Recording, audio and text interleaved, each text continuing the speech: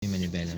Tapos ang gawin nyo ba, mag-backing to kayo para tapatan nyo ulit yung yung slot na paparkingan natin. Kailangan makita mo siya. Ito lang yung mag-video. Line. Yan. Ano lang yan, ma'am? Parang i-diagonal mo lang siya. Maiksi na diagonal lang siya.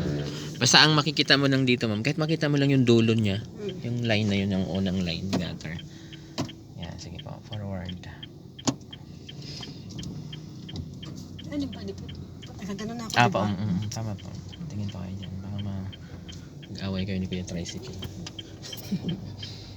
Nakampi pa naman yung politician. Yan.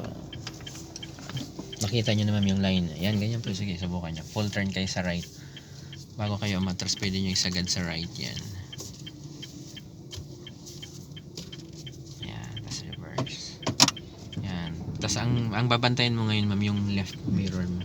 Kasi kailangan unang lumabas dyan. Yung gutter, yung walang pintura. Yung island. Tapos pinakalas nyo makikita, ma'am, dapat yung stopper. Yan. Konti na lang. Mahaba-haba pa yung stopper. Yan. Brake. Yun. Bawi dalawa. Okay. Di, isang atras lang. Pasok na siya. Patuloy mo na. Yan. Konting gas. Yun. Siguro kaya rin ako nahihirapan ng konti. Kasi pag ginagamit ko yung kotse sa bahay, ayaw ipamove ng asawa ko yung manibela na hindi ako tumatakbo. Mahirap kasi yung pag beginner ka. Kasi syempre hindi mo patansyado yun. So yun.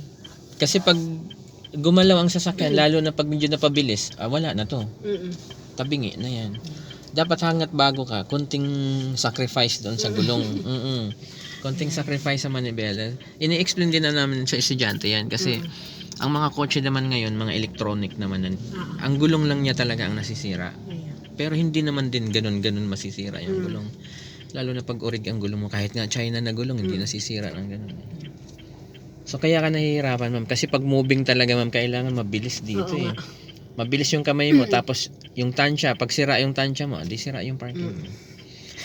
Kaya siguro para ako nape-pressure na hindi kailangan kong matutunan na mabilis ka agad. Mabilis, oo. Kaya din kahapon, pag ikot ko, laging kapos. Nagmo-move ka, Oo, yun. Pagbaguhan kasi ganun talaga